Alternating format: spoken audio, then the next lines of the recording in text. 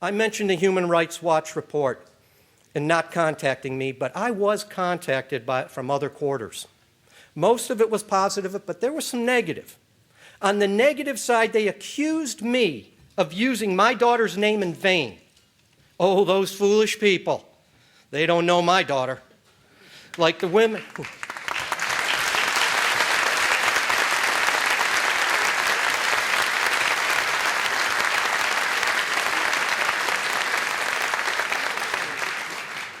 Like the women of the MEK, my daughter's dedication and determination is a scary thought to the mullahs of Iran. As I reported, I am very proud to have written and refuted that report.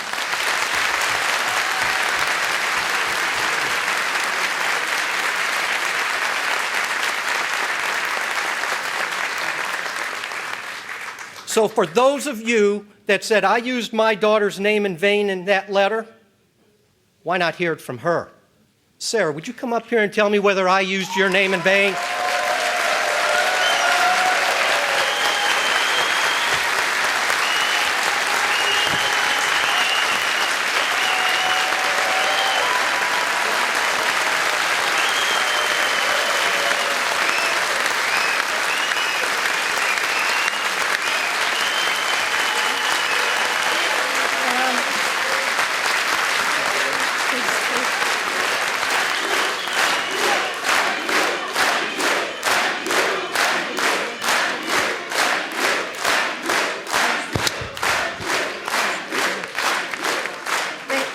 Thank you, and forgive me, I'm not well-versed in public speaking, so I will do my best.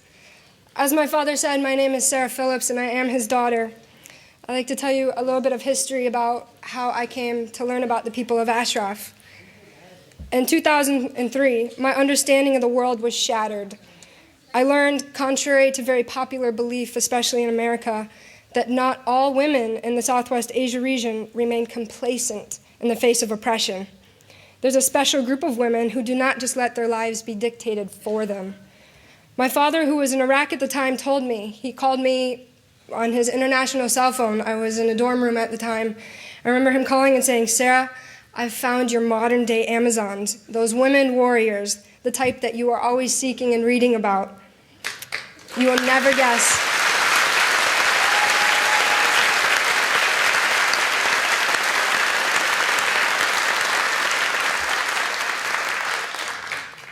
He told me, "You will never guess where I have found them."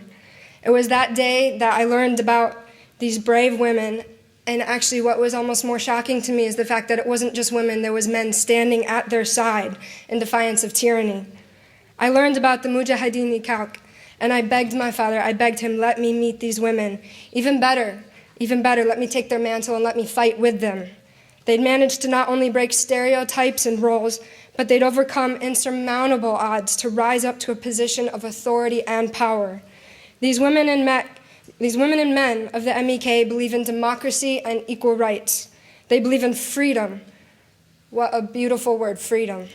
The Webster's Dictionary defines freedom as the quality or state of being free, the absence of necessity, coercion, or constraint in choice or action. Liberation from restraint from the power of another. Soon after I learned of the people of Camp Ashraf, I began corresponding with several of them. If you're listening today, and I sincerely hope that the women of Ashraf are able to hear my words, I loved receiving your electronic letters, and I loved being able to share that information with people on my campus and with friends, letting them know what is going on in Ashraf and around the world.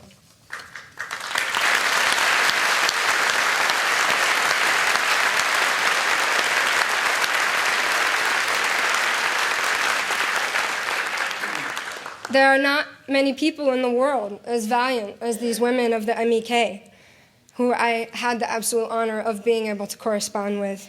We would talk in our emails and in our letters of one day meeting in a free, not only Ashraf, but Tehran as global sisters, and finally being able to cross those borders.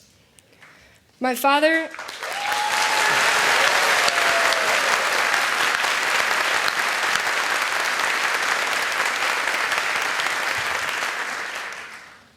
has given many speeches lately defending his stance that the MEK should be taken off the terrorist list. Many of you believe him, and you know this to be true as well. But for those of you that might question this, that might question the stance of my father and even his character, using his daughter as a tool, I want to tell you something.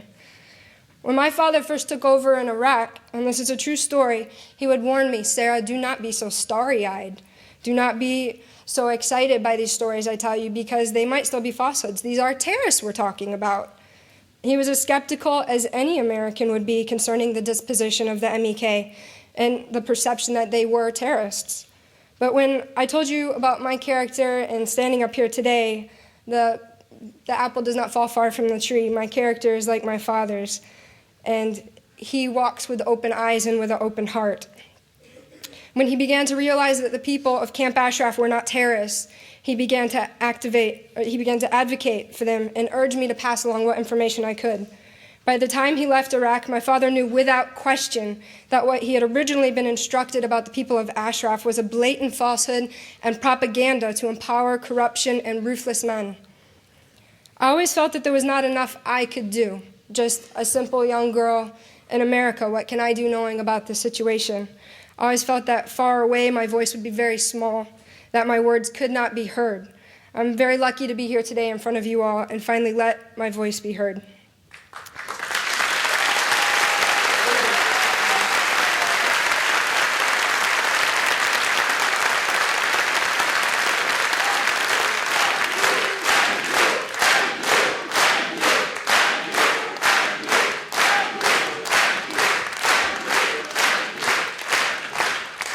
I can only hope that those listening in America who actually do have the power to affect change in the situation for several thousand good people are listening.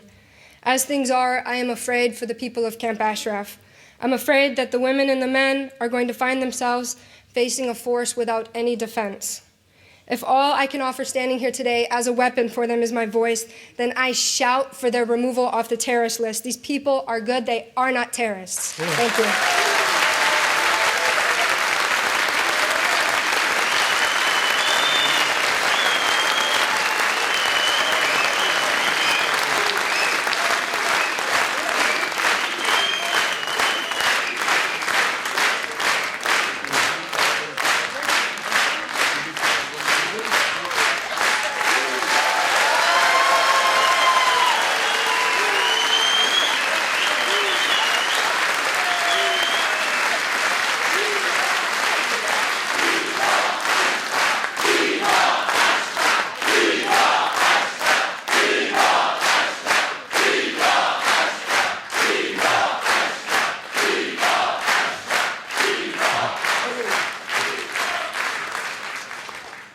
Madam Rajavi, I'm sure your daughter and almost 1,000 other young women in the MEK would appreciate having another young woman come there and work with them. Because yes, I would trust the safety of my own daughter in the hands of the supposed terrorists.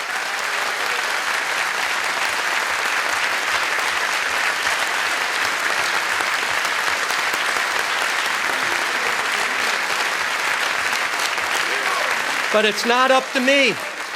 It's not up to me. It's up to my daughter, Sarah, your choice. If I get the opportunity and the president allows me to go over there, will you go with me, even if it means you got to go to Ashraf? I say let's roll. Thank you.